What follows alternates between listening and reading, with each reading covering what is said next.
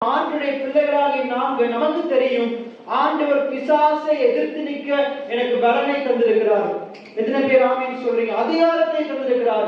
பிசாசால என்னை தொட முடியாது. ஆண்டவர் எனக்குள்ள விதைத்த வார்த்தைகளை பிடுங்கி போட முடியாது. பிசாசு நமக்குள்ள கலைகளை விதைக்க என்ன செய்து கொண்டிருக்கிறான்? முற்பட்டு கொண்டிருக்கிறான், திட்டமிட்டு கொண்டிருக்கிறான். அவருடைய வேலையை என்னது? விதைக்கப்பட்ட வசனத்தை எடுத்து போட்டு கலைகளை விதைக்கிறது. கலைகளை விதைக்கிறது தான் அவனுடைய வேலையா இருக்குது.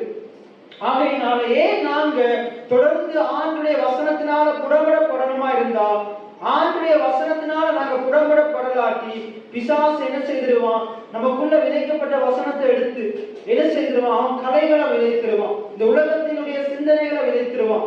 இந்த உலகத்தினுடைய அவருடைய சிந்தனைகளை விதைத்திருவான். குறைவுகளை விதைத்திருவான். பயத்தை விதைப்பான், கவலைகளை விதைப்பான், சோர்வை விதைப்பான், அசதியை விதைப்பான், அவிசுவாசங்களை விதைத்திருவான்.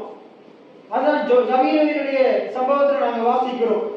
ஜபீர் என்கிற ஜெபாலய தலைவர் வந்து என்ன செய்யறாரு?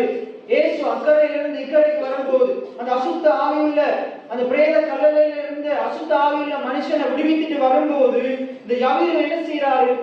இயேசுவை தேடி போறார்.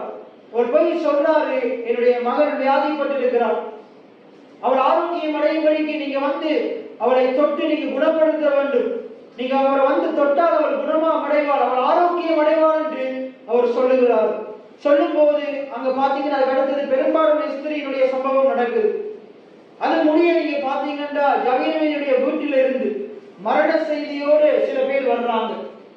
சில பேர் மரண செய்தியோட வந்து அங்க சொல்றாங்க, ஜபீர் இடத்துல சொல்றாங்க, இனி நீங்க போதகரை வருத்தப்படுத்தாதீங்க, இயேசுவை கஷ்டப்படுத்தாதீங்க, வருத்தப்படுத்தாதீங்க, உங்களுடைய குமாரத்தை மரித்து போனார். இவருடைய வார்த்தைகள் ஜபீருக்குள்ள இருந்த விசுவாசத்தை பிடுங்கி போட்டு ஜபீருக்குள்ள அவிசுவாசத்தையும் பயத்தையும் உண்டு பண்ண பார்க்குது.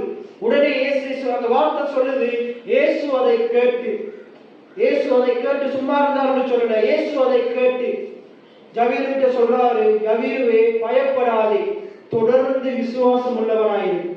எத்தனை பேர் ஆமீன் சொல்றீங்க? அவனுடைய வீட்டிலிருந்து வந்த சில நபர்கள் ஜபீருக்குள்ள இருந்த கொஞ்சம் விசுவாசத்தையும் நம்பிக்கையையும் எடுத்து போட்டு, என் மகள் ஆரோக்கியம் அடைவான்னு அவன் நம்பினான், விசுவாசித்தான். அந்த விசுவாசத்தை தடுக்கிறதுக்கு சில மனுஷர்கள் மூலமாக பிசாசு மரண செய்தியை கொண்டு வந்தான். ஆனா தேவன் ஆண்டவராய் இயேசு கிறிஸ்து ஜபீருவினுடைய வாயிலிருந்து மரண செய்தி வர்றதுக்கு இடமளிக்கவே இல்லை. அவன் ஜபீரு வாயினால தன்னுடைய காரியத்தை பேசுறதுக்கு முன்னுக்கு ஆண்டவர் சொல்றாரு, அவர் ஜெபாலய தலைவனை பார்த்து பயப்படாதே, தொடர்ந்து விசுவாசம் உள்ளவனாய் என்று சொல்றார். அவனை திடப்படுத்துறார். அவனுக்கு